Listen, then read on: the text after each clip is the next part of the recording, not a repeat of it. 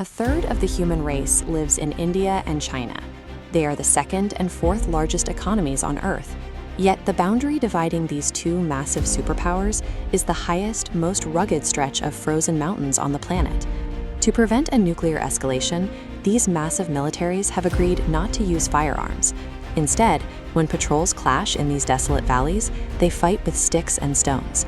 It is a lethal, primitive form of combat designed to keep a local dispute from spiraling into a global catastrophe. Both nations are now pouring billions into this frozen terrain. They are carving highways through the rock, drilling tunnels, and deploying tens of thousands of troops to maintain a year-round presence on the high-altitude frontier. This infrastructure bonanza is turning the Himalayas into a high-altitude testing ground for a competition that now extends across the entire globe. In the late 1940s, the governments of India and China promised a policy of peaceful coexistence. This was possible because their militaries were separated by Tibet, a massive, independent cold desert that acted as a natural geographic shield between the two giants. That shield vanished when the Chinese Communist Party annexed Tibet to secure the strategic high ground of the Himalayas. For the first time, the two countries shared a direct, continuous border, bringing their militaries into immediate contact. As China tightened its control over Tibet, local resistance culminated in a massive uprising. The Dalai Lama fled on foot through the snow to seek asylum in India, crossing the border to establish a government in exile. Mao Zedong viewed the asylum as a direct threat to Chinese sovereignty. He became convinced that India was partnering with Western powers to destabilize Tibet, turning the earlier promises of friendship into deep mutual suspicion. This mistrust triggered the 1962 border war.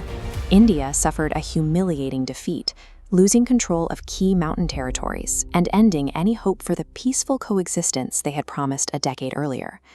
The 1962 war replaced the old promises of cooperation with a cycle of military containment. With no buffer left between them, the rivalry was forced to find new expressions, moving from the peaks of the Himalayas to the centers of global trade and power. By the late 20th century, both nations pivoted toward global capitalism. They signed trade agreements in the belief that economic integration would provide a pathway to peace, choosing to prioritize growth over their historical border disputes. This chart reveals the reality of that relationship. While China is India's top source for electronics and machinery, 80% of the trade volume favors Beijing. India has become a massive market for Chinese goods, while exporting very little in return. This creates a situation called weaponized interdependence. In this scenario, deep economic ties don't guarantee peace. They create a new set of vulnerabilities that one side can use as leverage during a crisis. We saw this play out when border tensions flared. India banned dozens of Chinese apps like TikTok, citing sovereignty concerns. China retaliated by restricting exports of rare earth minerals and fertilizers, reminding New Delhi of the leverage Beijing holds over the Indian economy. India is now realizing that its attempt at commercial peace has created a massive national security vulnerability. Its economy is fueled by a rival that is willing to use trade as a weapon. This vulnerability extends to the water.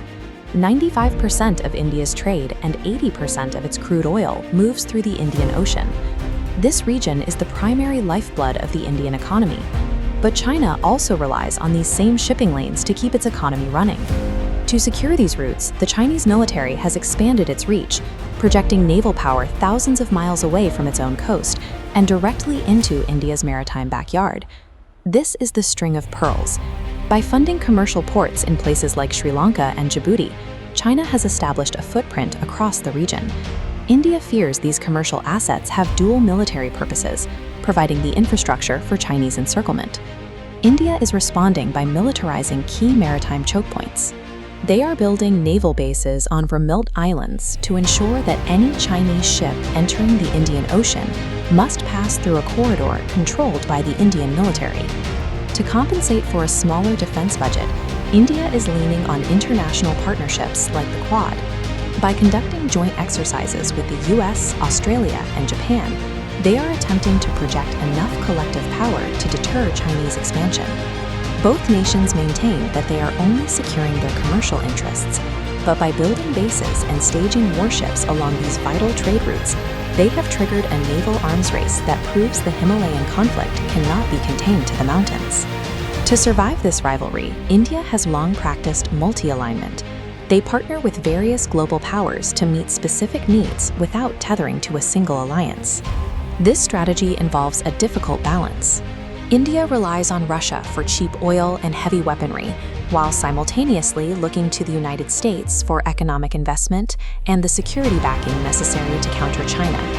In 2025, the Trump administration struck a blow to this strategy. To punish India for its continued business with Russia, the US imposed a 50% tariff on Indian goods and drastically increased visa fees, targeting the core of India's economic relationship with the West. Stung by the tariffs, India attempted a show of solidarity with Russia. By drawing closer to Vladimir Putin, New Delhi signaled that it would not abandon its partners under American pressure, despite the underlying mistrust that exists between the two nations. This pressure has exposed three major vulnerabilities. India cannot afford to anger a powerful China on its border. It remains reliant on Russian arms, and it desperately needs the US to fuel its rise. It is a series of precarious dependencies with no easy escape. The friction at the border pushed India to seek outside partners, but those same partnerships have created a new set of constraints. Now, New Delhi must navigate a triangle of pressure from Washington, Moscow, and Beijing, a balancing act that has become a stress test for the entire international system.